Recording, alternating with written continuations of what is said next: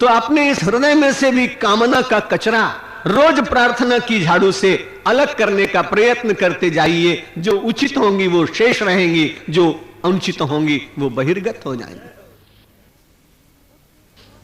भगवान श्री कृष्ण ने कहा विनिवृत्त कामाहा, और फिर मिलेगा क्या आपको? क्योंकि संसार में यदि आपको कुछ मिले नहीं तो आप कुछ काम कर नहीं सकते। वैसे गीता निष्कामता का बहुत संदेश देती है। कर्मफल का परित्याग करो, ऐसा बार बार गीता बताती है। लेकिन विचार करने की बात यह है कि ऐसा मानव कर नहीं सकता है। संसार में बड़ी कठिनाई, प्रत्येक कार्य करने के बाद उसको ऐसा लगता है कि इसकी कुछ फलश्रुति उसे मिलनी चाहिए। भगवान श्री कृष्ण ने कहा गच्छन्त्य मूढ़ा पदमव्ययम तत्। तत् शब्द पहले जो अश्वत्थ शब्द कहा गया था उससे जोड़िए। जो अश्वत्थ के उन्होंने कहा था वो तो विनाशी था, आज है कल नहीं। लेकिन यहां जो बता रहे हैं वो आध्यात्मिक अश्वत्थ है और वो अव्यय है। उस अव्यय पद को व्यक्ति प्राप्त कर लेता है। संसार में आने के बाद केवल व्ययशील जगत में रहते रहते उस अव्यय परमात्मा की उपासना न हो पाई तो मानव का जीवन निरर्थक। परमात्मा ने सारे संसार का निर्माण किया। अग्रिम श्लोक में भगवान ने कहा न तद्भासयते सूर्यो न शशांको न पावकः यद्गत्वा न निवर्तन्ते तद्धाम परमं मम। उन्होंने कहा कि परमात्मा को कोई सूर्य के द्वारा, नक्षत्रों के द्वारा, प्रकाश के द्वारा उसको नाप नहीं सकता है। उस परमात्मा को तो परमात्मा के स्वरूप को जान लेने के बाद ही जाना जा सकता है।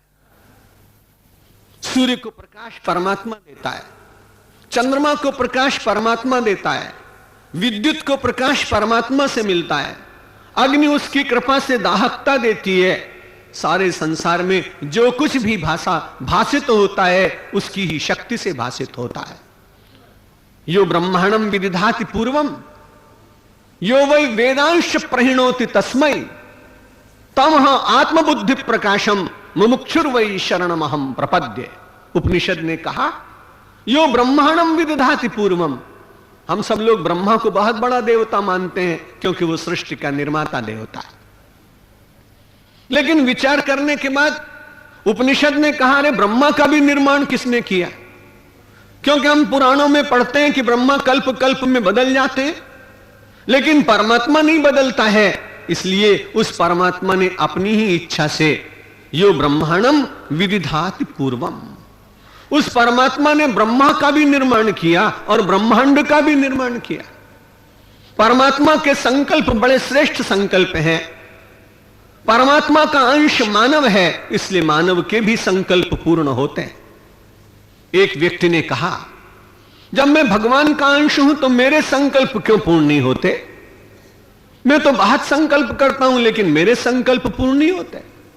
मैंने कहा परमात्मा का संकल्प इसलिए पूर्ण हुआ कि परमात्मा बहुत कम संकल्प करता है। जो कम से कम संकल्प करता है उसका संकल्प पूर्ण हो जाता है। आपके संकल्प इसलिए पूर्ण नहीं होते कि आप तो क्षण क्षण में अपने संकल्प बदलते हैं।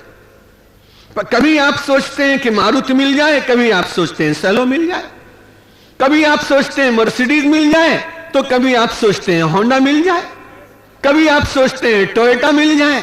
जो गाड़ी दिखाई पड़ी और दिखाई पड़ी बड़ी चमचमाती हुई तो सोचते हैं चलो यही मिल जाए।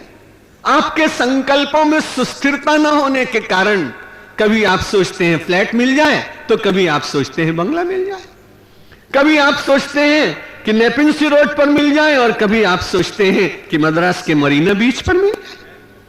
यदि आप हर रोज अपने संकल्प क्षण क्षण में बदलते रहें तो परमात्मा की यह कठिनाई है कि वो कौन सा संकल्प आपका पूर्ण करे, क्योंकि आप कौन से संकल्प के साथ घनीभूत हुए हैं, सुदृढ़ हो गए हैं, ये भगवान को ही पता लगाने में बड़ी कठिनाई होगी। इसलिए जीव को अपने संकल्पों का नियमन करना चाहिए। जगत में है आप, इसलिए संकल्प बिना नहीं रह सकते, पर संकल्प करिए और फिर एक ही संकल्प पर हैमरिंग कीजिए, एक ही संकल्प का बार बार पुनरावर्तन कीजिए और परमात्मा से प्रार्थना कीजिए कि मैंने बहुत कम संकल्प अपने साथ रखे हैं इनमें से जो पहला श्रेष्ठ संकल्प हो, आप उसे पूर्ण करने की मुझे सामर्थ्य दीजिए। यो ब्रह्मांडम विदधाति पूर्वम यो वै वेदांश प्रहिणोति तस्मै। परमात्मा ने पहले ब्रह्मा का निर्माण किया, परमात्मा ने वेद का निर्माण किया, क्योंकि वेद किसी पुरुष के द्वारा निर्मित नहीं। हम हिंदू धर्मावलंबियों को, सनातन धर्मावलंबियों को, भारतीयों को यह बड़ा गौरव प्राप्त। अन्य धर्म के मानने वाले अच्छे लोग होंगे, लेकिन वो कहते हैं कि हमारे धर्म ग्रंथ का निर्माण अमुक महात्मा ने किया, हमारे ग्रंथ का निर्माण अमुक साहब ने किया। लेकिन हम बड़े गौरव के साथ कहते हैं कि हमारे वेद का निर्माण किसी ऋषि ने नहीं किया, हमारे ग्रंथ का निर्माण तो स्वयं भगवान ने किया है और उसी के मुख से यह वेद निकले। इसलिए वेद अपौरुषेय माने जाते। उनको हम पौरुषेय नहीं कहते, पुरुष के द्वारा निर्मित नहीं। ऋतंभरा प्रज्ञा में ऋषि चला गया, मन प्राण चित्त बुद्धि अहंकार जगत चेतना सब परमेश्वर में विलीन हो गई, और जब अपना कुछ भी नहीं रह गया तब परमात्मा के वह ज्ञान उस ऋषि के द्वारा प्रकट हुए। ज्ञान परमात्मा ने ऋषि के द्वारा प्रकट कराया, ऋषि ने नहीं दिया। जो व्यक्ति जितना रिक्त होगा उसके भीतर से परमात्मा उतना ही प्रतिध्वनित होगा। भगवान श्री कृष्ण को मुरली केवल इसलिए प्रिय है कि उसने अपना कुछ भी नहीं रखा, जो कुछ भी उसका था उसने सब दग्ध कर दिया। अब उसमें जितने भी छिद्र हैं, मुरली कहती है भले उसमें 5-7 छिद्र होंगे, लेकिन मेरा स्वर इसमें से नहीं गूंजेगा।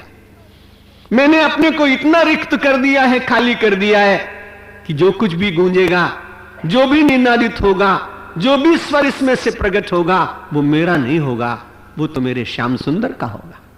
जीवन भी मुरली की भांति यदि धीरे धीरे रिक्त होता चला जाए, न तद्भासयते सूर्यो न शशांको न पावकः, उस परमात्मा को पहचानने के लिए सूर्य चंद्रमा नक्षत्र ये सहायक नहीं हो सकते। लेकिन यदि व्यक्ति यमे वैश वृणुते तेन लभ्यः निर्माण होकर, जित संग दोष होकर, अपने भीतर राग की निवृत्ति करते हुए परमात्मा तक पहुंचने का प्रयत्न करने लगे, तो धीरे धीरे परमात्मा की कृपा से ही परमात्मा की जानकारी, परमात्मा की कृपा का अनुभव, परमात्मा का ज्ञान होता है। परमात्मा की जानकारी नहीं होती, परमात्मा का ज्ञान होता है। विश्वविद्यालय जितने वो जानकारी देते हैं, और आध्यात्मिक सदगुरु और मुनि महात्मा वे आपको ज्ञान देते हैं। ज्ञान में और जानकारी में बहुत अंतर है। जानकारी बदलती रहती है, लेकिन ज्ञान बदलता नहीं। पहले इतनी जानकारी थी कि चकमक पत्थर के रगड़ने से अग्नि प्रकट हो जाती। जानकारी बढ़ती चली गई, अग्नि प्रकट होने के बहुत साधन बन गए, और फिर लोगों को अंत में मालूम पड़ा कि लाइटर से भी अग्नि निकलती है। जैसे जैसे जानकारी के क्षेत्र बढ़ते जाते हैं, पूर्व की जानकारी का खंडन होता चला जाता है, लेकिन ज्ञान का खंडन नहीं होता।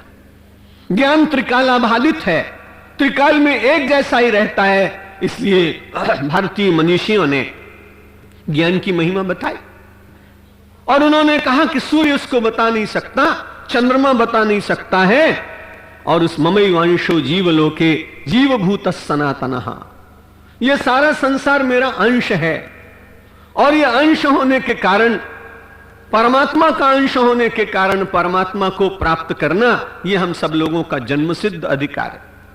हम उसे प्राप्त नहीं कर पा रहे हैं, यह हमारी अपनी कठिनाई है। अपने कल्मश के कारण, अपने दोष के कारण, अपने अभाव के कारण, अपनी अशक्ति के कारण जो दुर्लभ प्राप्त होने वाला तत्व है जीवन में, उससे हम वंचित रह जाते हैं। भगवान ने कहा देखो अर्जुन, जितने जीव संसार के हैं मयिवंशः, मेरे जीव हैं, मेरे ही अंश हैं। लेकिन कहां? जीव लोके, लोक में जितने वो सब मेरे अंश हैं। अब यहां पर लोक शब्द कहा है, इसलिए इसका अर्थ है कि और कुछ होगा। जब लोक की चर्चा करते हैं तब यह जीव परमात्मा का अंश है, और जब व्यक्ति लोकोत्तर हो जाता है तब वो परमात्मा ही हो जाता है। जीवो ब्रह्मैव ना परः।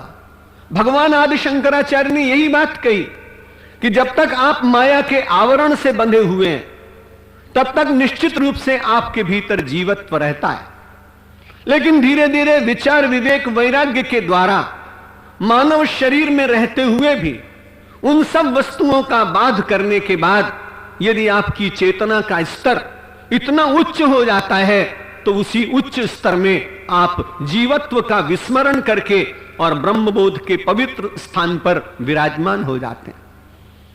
हमारी संस्कृति में जीव को ब्रह्म बनने का अधिकार दिया गया। वो धीरे धीरे अपने सारे कषायों का, अपने पुद्गलों का, अपने दोषों का, अपने अवगुणों का परित्याग करते करते और वह जीव ब्रह्म का बोध प्राप्त कर लेता है। सामान्य रूप से तो सभी लोग संसार में आते हैं, लेकिन सामान्य रूप से संसार में आने के बाद जब व्यक्ति सत्संग करता है तो धीरे धीरे उसको ज्ञात होता है कि क्या रखना चाहिए और क्या छोड़ देना चाहिए, क्या ग्राह्य है और क्या त्याज्य है। जब तक ये ज्ञात नहीं होगा तब भी मानव भटक जाएगा। इसलिए सत्संग जरूर करिए। सत्संग के द्वारा व्यक्ति को यह ज्ञात होता रहेगा कि कौन सी वस्तु छोड़ देनी चाहिए, कौन सा विचार छोड़ देना चाहिए और कौन सा विचार अपने साथ बार बार दृढ़ता पूर्वक धारण करने का प्रयत्न करना चाहिए। ममैवांशो जीव लोके जीवभूत सनातना, वही सनातन परमात्मा संसार में जीवभूत बनकर प्रकट होता है और नाना प्रकार के रूप धारण करता है। इस नानात्व में, अनेकत्व में एकत्व का दर्शन ये भारतीय वैदिक संस्कृति की सर्वश्रेष्ठ सिद्धि है। सामान्य रूप से लोग पूछते हैं कि हिंदू की विशेषता क्या है, तब लोग बड़े प्रेम से कहते हैं अनेकता में एकता हिंदू की विशेषता। अनेकता में एकता का दर्शन यही हिंदू की विशेषता है। हम अनेकता को नष्ट नहीं करते हैं, अनेकता को स्वीकार करते हैं। क्योंकि कोई भी उद्यान यदि आप उसमें खाली एक ही तरह के पुष्प लगा दें तो उतना सुंदर नहीं लगता, लेकिन एक ही उद्यान में भिन्न भिन्न प्रकार के पुष्प लगे हों तो उस सारे उद्यान को लोग देखने के लिए जाते हैं। उद्यान का सौंदर्य बढ़ जाता है। ये सारा विश्व परमात्मा का उद्यान। इस परमात्मा के उद्यान में आप सब जितने विराजमान हैं वो सब परमात्मा के हाथ के प्रसून, और परमात्मा ने प्रत्येक प्रसून में कोई ना कोई सद्गुण, कोई ना कोई प्रतिभा, कोई ना कोई विशेषता उसके भीतर अपने आप ही उसको रख दिया है, स्थापित कर दिया है। वही विशेषता जब किसी विशेष मानव के भीतर से प्रकट हो जाती है तब स्वाभाविक रूप से उसे हम महापुरुष कहने लगते हैं। व्यक्ति वो वैसा ही होता है, लेकिन उसके भीतर की वैशिष्ट के प्रकट हो जाने पर समाज उसकी चेतना का लाभ लेने लगता है और वह संसार में पूजित हो जाता है। ममैवांशो जीवलोके जीवभूत सनातनः, यह सारा सनातन जो जीव है उस परमात्मा को प्राप्त करने के लिए कठिनाई क्या है? सनातन होने पर भी, ब्रह्म होने पर भी ये जीव संकट में क्यों पड़ जाता है? मनः षष्ठानि इंद्रियाणि, इसके साथ में 5 कर्मेंद्रियां, 5 ज्ञानेंद्रियां, 5 प्राण, मन और बुद्धि। हमारे वास्तविक स्वरूप से हमको घसीट कर कौन ले जाता है? एक आदमी को एक आदमी घसीट सकता है, बलवान हो, लेकिन हमारी आपकी तो बड़ी कठिनाई। हमें और आपको तो 17 लोग भीतर से घसीट रहे हैं, और फिर भी परमात्मा की कृपा से जो धर्ममय जीवन जी लेते हैं, आध्यात्मिक जीवन जी लेते हैं, उनकी तो प्रशंसा करनी चाहिए। मनः षष्ठानि इंद्रियाणि प्रकृतिस्थानि कर्षति, ये अपने प्राकृत सहज जो निम्नगामी चिंतन है उसकी ओर बार बार ले जाने का प्रयत्न करती हैं। 5 कर्मेंद्रियां, 5 ज्ञानेंद्रियां, 5 प्राण और मन और बुद्धि। बुद्धि कहती है ये बिल्कुल ठीक है, इसे ग्रहण करना चाहिए। मन को उसमें से मिल नहीं पाता है। जब मन को नहीं मिल पाता है तो बुद्धि का वो निषेध करने लगता है। और मन इतना चंचल, अर्जुन भगवान से कहता है महाराज चंचलम ही मन कृष्ण प्रमाथि बलवद दृढ़म तस्याहम निग्रहम मन्ये वायोर सुदुष्करम। मेरी और आपकी बात क्या है? कभी चिंता मत करिए मन चंचल हो तो। तुरंत अर्जुन को देख लीजिए कि अर्जुन भगवान के सामने कह रहा है मेरा मन चंचल है, लेकिन अर्जुन का मन चंचल होने के बाद शांत हो गया। केवल अर्जुन की आधी बात मत स्वीकार करना कि अर्जुन का मन चंचल है इसलिए मेरा भी मन चंचल रहने दो, कोई चिंता की बात नहीं, ठीक है। लेकिन गीता सुनते सुनते अर्जुन का मन अचंचल हो गया। हमारा और आपका मन भी अचंचल हो जाए, एकाग्रता के सुख का अनुभव करने लगे, परमात्मा के चरण चंचरिक बनकर उसका मधुपान करने का अवसर मुझे और आपको प्राप्त हो जाए, इसमें जीवन की सार्थकता है। नहीं तो संसार में घसीटने के लिए तो कितने ही आकर्षण, उन आकर्षणों का कोई अंत नहीं है। लेकिन आकर्षण और विकर्षण के बीच में रहता हुआ मानव अपने जीवन की पूर्ण प्रज्ञा, अपने जीवन का पूर्ण प्रकाश, अपने जीवन की पूर्णता, जीवत्व के बोध को समाप्त कर ब्रह्मत्व के पावन सिंहासन पर विराजमान होकर दैन्य जीवन में से नष्ट हो जाए। जो दीनता है वही तो रुलाती है व्यक्ति को। जब वो विचार करने लगे कि मैं परमात्मा का अंश हूं, तो आधी कठिनाई तो उसी समय दूर हो जाती। और विचार करते करते जब उसने विचार किया कि नहीं, मैं ही तो ब्रह्म हूं, जब ये विचार आया तब आधी कठिनाई दूर हो जाती है। मनुष्य के रुदन, विषाद, निराशा, डिप्रेशन, इन सब को मिटाने का उपाय। मैं अमेरिका गया एक बार, बड़े अच्छे सज्जन थे, खूब वस्तुएं थी। मैंने कहा बड़े उदास उदास दिखाई पड़ते हैं आप, पहले तो बड़े प्रसन्न रहते थे। उनकी पत्नी ने कहा महाराज 5-6 महीने से ऐसे ही बैठे रहते हैं चुपचाप। मैंने कहा कोई बड़ी विपत्ति आई? विपत्ति भी कुछ नहीं है, आमदनी भी ठीक है। मैंने कहा फिर क्या हो गया? वो बहन बोली कि महाराज पता नहीं, डॉक्टरों के पास ले गई थी, उन्होंने भी कहा रोग तो कोई नहीं है लेकिन डिप्रेशन मालूम पड़ता है। तो उसने कहा महाराज कोई आप उपाय बताओ।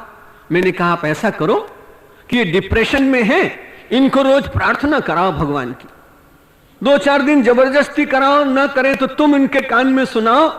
जब परमात्मा के इंप्रेशन में आ जाएंगे तो डिप्रेशन अपने आप चला जाएगा। और वो इंप्रेशन कैसे आएगा? अब सौंप दिया इस जीवन का सब भार तुम्हारे हाथों में, सब भार तुम्हारे हाथों में है, जीत तुम्हारे हाथों में और हार और हार तुम्हारे हाथों। मेरा निश्चय बस एक यही, एक बार तुम्हें पा जाऊं मैं, एक बार तुम्हें पा जाऊं मैं। अर्पण कर दूं दुनिया भर का सब प्यार तुम्हारे हाथों में, सब प्यार तुम्हारे हाथ। जो जग में रहूं तो ऐसे रहूं, जो जल में कमल का फूल रहे, जो जल में कमल का फूल। मेरे सब गुण दोष समर्पित हो, करतार तुम्हारे हाथों में, भगवान तुम्हारे हाथ। यदि मानव का मुझे जन्म मिले तो तब चरणों का पुजारी बनूं, तो तब चरणों का पुजारी। इस पूजक की एक एक रग का होतार तुम्हारे हाथों में, होतार तुम्हारे हाथ। जब जब संसार का कैदी बनूं, निष्काम भाव से कर्म करूं, निष्काम भाव से। फिर अंत समय में प्राण तजूं, निराकार साकार तुम्हारे हाथों। मुझ में तुझ में बस भेद यही, मैं नर हूँ तुम नारायण हो, मैं नर हूँ तुम नारायण। मैं हूँ संसार के हाथ, संसार तुम्हारे हाथों में, संसार तुम्हारे हाथों में, अब सौंप दिया इस जीवन का सब भार तुम्हारे हाथों में, सब भार तुम्हारे हाथों में, है जीत तुम्हारे हाथों में और हार तुम्हारे हाथों में, और हार तुम्हारे भाइयों बहनों 3 દિવસના સત્સંગ ખાલી બાકી છે. જેટલા ભાઈ બહેનો આવ્યા છો, તમારી જાણ માટે એક વાત કહું છું. કોઈ સંતે મને કહ્યું કે જ્યારે કોઈ સત્સંગમાં જાય તો કોઈને સાથે લઈ જાય તો એનો અર્ધો પુણ્ય મળે છે. એટલે 3 દિવસમાં તમે 5-5, 10-10 ભાઈ બહેનોને લેતા આવજો, અને જેને જેને તમે લાવશો એમનો અર્ધો પુણ્ય તમારા ખાતામાં જમા થશે. અત્યારે લોકો સેવિંગ્સ બહુ કરે છે, એટલે તમારે ડિપોઝિટ કરવાનો એક સરળ રસ્તો હું તમને બતાવું છું કે જેટલા જેટલા લોકોને તમે લઈને આવશો એમનો અર્ધો પુણ્ય તમારા એકાઉન્ટમાં જમા થશે. ધ્યાન ખાલી એટલા જ રાખજો કે જેને તમે લઈ આવે એને નહીં કહેતા કે તમારો અર્ધો પુણ્ય મને મળવાનો છે. શંકર ભગવાન કી, રામચંદ્ર ભગવાન કી, કૃષ્ણચંદ્ર ભગવાન કી, જગદંબે માતા કી, પવન સુત હનુમાન કી, सनातन धर्म की, भारत माता की, सब संतों की. ओम नमः पार्वती पतये.